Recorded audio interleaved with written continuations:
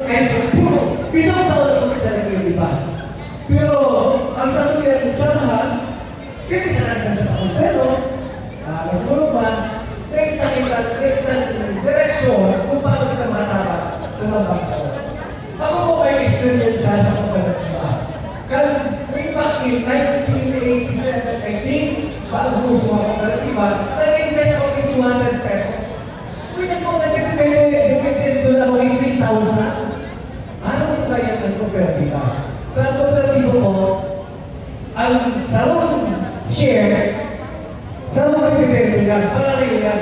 Mas kailangan tayo share sa mga kapatiba, yung may kakayahan, pag iba po ang income, paano rin ang mangyayari? Consider yung salon share. Kaya yan ang pinapupus ko, natin natin OB, Multipurpose Cooperative, building economic opportunities for every ka-OB. Hindi po, siyempre, kaya alam na tama. Ako man ay mandatory, kundi voluntary. Gusto sa naman ito. Next slide. Ano po ba ang export na tagay? Kapital? Savings. Siya yung may input man naman sa inyo doon. Ako, input ang Gcash ko nasa 27 pesos pa man. Gusto mo i-make? Yan. Kapital. Pwede ba sa tuyo gusto mong pag-negosyo? Kaya kapital. Doon niya ako ang Sustainable Livelihood Program ng DSWD, kahit kung ang nangyari kita, magtarataman. Kaya yan ang target pa. Livelihood. Paano naman sa livelihood? Kung ano nangyari ng kapital, wala nang gusto mong pautang sa kuya. Education.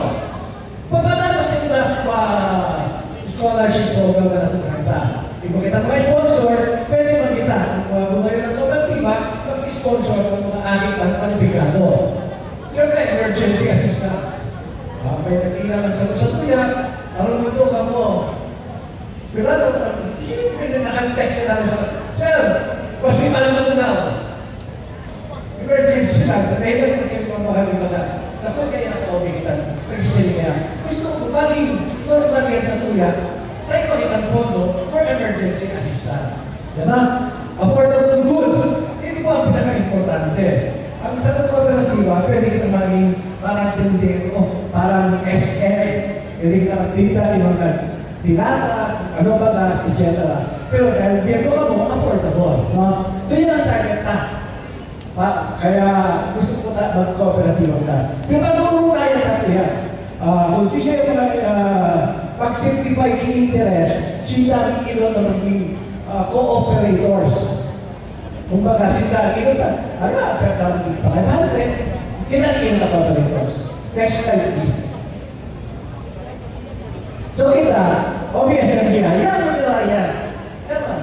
Hintay yan. Separate naman ang OB, Multipurpose Cooperative. Ang passion ng obvious ang yan, social media organization, community service, advocacy, citizen journalism, public information, at saka mga CSO programs.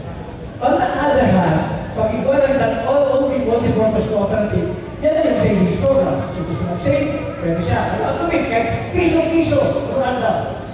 Pagka-save ka mo. Affordable loans, siyempre, kung may piso-piso na program ko, baka pwede naman ikaw mapunta. Livelihood, so gusto mag-loan para sa livelihood, siyempre, yun ang target na. Versus pensioners and their benefits and economic empowerment. Yan ang pinaka-target na po. Nakita maging empowered economically. Bakit lang empowered na sa citizen, pero in a sense, empowered na in a sense. Pero namin ipilan mo lang ng MGU, kahit na sa mga CSO, CSO, kaya empowered na kayo kinali. Pero iba ang economic empowerment. Tatapos magyari sa tuya ang pobre. Pobre magyara na 27 pesos sa lang sa Cristo. Baka kung 270 lang yan, mayaman ako. Next slide please. So, yan ang target. Savings target, scholarship, marketing, consumer support, and loans para sa OB Multipurpose. All 5 members, kung may alam po yung membro, managed by the members, ang magpapagyan po ang mga membro, and benefits shared by the member. Ako, alawa, hindi ba naman po kay 10,000? Alawa, at the end of the day, nag-income kita, para rin naman benefit ka. Kaya pwede, porque mas ginawa ko, alam sa benefit. Okay? Next slide, please. Ordinary business, owned by investors, shareholders, bakit sa primary objective. Hindi ba, ang multi-purpose corporate co-op, member ang sarili, ang priority ay yung kapakanan ng membro, isang membro, isang boto. Kahit marami, at sa private kaya, pag ako basta ko lang sa kuya ang share, basta ko lang sa kuya ang boto. Sa cooperative, saan ang boto ko? Basta di ba ako ng share ko? Di ba? Benefits return to members, balik sa membro ang benepisyo. Siyempre, ang success natin na kung sa mga membro, nag-i-ascend sa man. No? Next slide, please. Okay. Ano? Qualified ang OP. 7 years na kita nasa servisyo sa umulan. Ikaw na kita mga programa ng implementan bilang sa organisasyon. Iba kita integrity and transparency. Ang sa naman, tawag ka katotohanan naman. Pagka mo, sinabi ko, may 5,000 ko para sa member nito yan, alkalin mo ito. Ako, nandun nasa 5,000 na tinaw sa organisasyon ito, pinagamit mo nito yan sa tama. Nag-report ko sa inyo na gastos. Digital and social media. Pagdating ko na sa communication, kaya akong kita yung kitang page. Existing OB chapters. Pagdating, di ba, si Panay, nagpunta. Kaya nagbabayad, sumahan ka chapter na gano'n. Di ba, bayad ka naman. Bakit makautaman kami? Baka namin yan, kung masusog ka na, mabayad ka na sana. Ano po kaya ang bayad sa OB? May mga existing chapter na tayo. Next slide. To become a trusted, innovative, and sustainable multi-purpose cooperative that empowers every ka-OB through financial inclusion, entrepreneurship, education, and community development.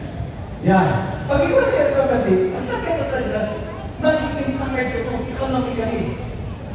So, dahil na kita magpaparaasa sa paulisero. Kung di ba ito, kung ito, kita na mismo ang mga tao, di ba paulisero?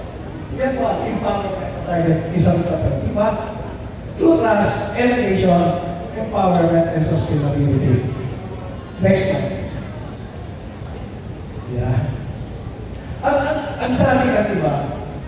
Pipisilon na ang cooperative. Dapat nangungutan na ka. Pipisilon yun. Tama yan. Yan ang problema po kung ako na nagpapagpak na cooperative. Pero kung kaming bagay na approach, tanayin ko ba, pwede kita, maging. Kasi nga, nagbabalantayan kita ka makuha, baka makabayan. Pero tayo makita matutok sa rules. Matutok kita sa savings. Dapat, makasave man lang ang babang sarot sa kuya. Masupportan ka sa education. So, mga kwalipikado ng mga akita, pwede talaga mag-gibong scholar. Kung nag-ibot na natin, bilang OB pa lang, OB-SMJ pa lang, bawa support kung cooperative kita. Mag-support sa scholarship. Siyempre, nag-build and business, nabulat yan sa cooperative, member welfare, integrity, and governance. Ayan na po ang nailing kong magayon kung natakita dapat mag-cooperative. Click next slide. Yan ang kabayan natin. Integrity. Dapat po na na. Kaya ang pagtakan sa kooperatiba, pwedeng pinag-check, pwedeng na-audit ka miyembro, kung pira yan, kung pira income ta, yan po ang magpapanakilak sa kooperatiba. Isipin nito, sa kooperatiba nila ulan ko, nasa 350 million na ang asset. So, kooperatiba ka sa kaya. Okay? Kaya yan. Transparency, accountability, service about self. Yan, talaga. Ang kooperatiba kaya, more on service. They bigyan isip ang interest. Kaya niyan, tama-taman. Excellence. Next slide. Hindi, kayo po under voluntary. Sabi sa ito, may mga pipiliton, depende sa ito kung sa intra. Number 2, democratic member control. Ikabutuhan kung siya magiging opisyal. Kada membro sa walang boto.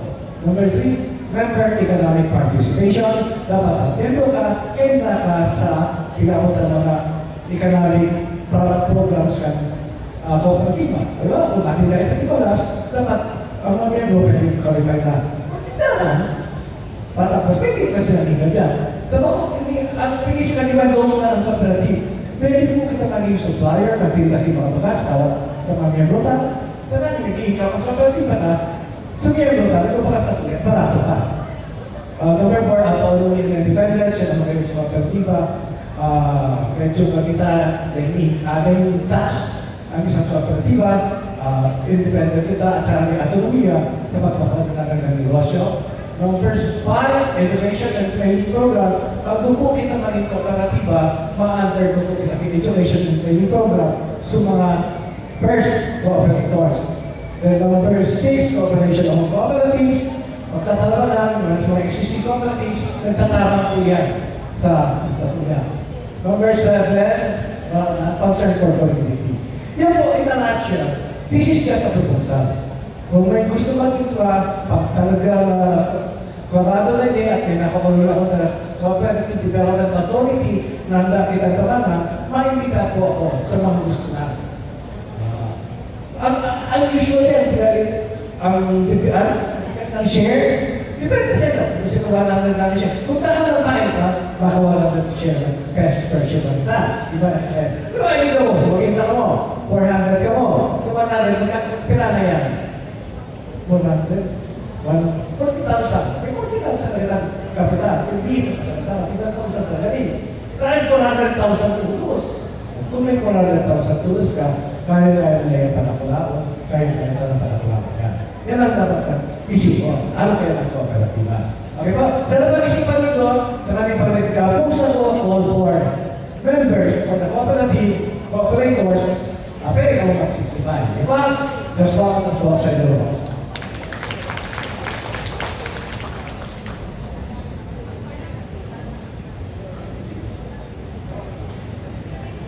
Ngayon po, bago kita mag-break, bago kita magkaraon, ako na nito po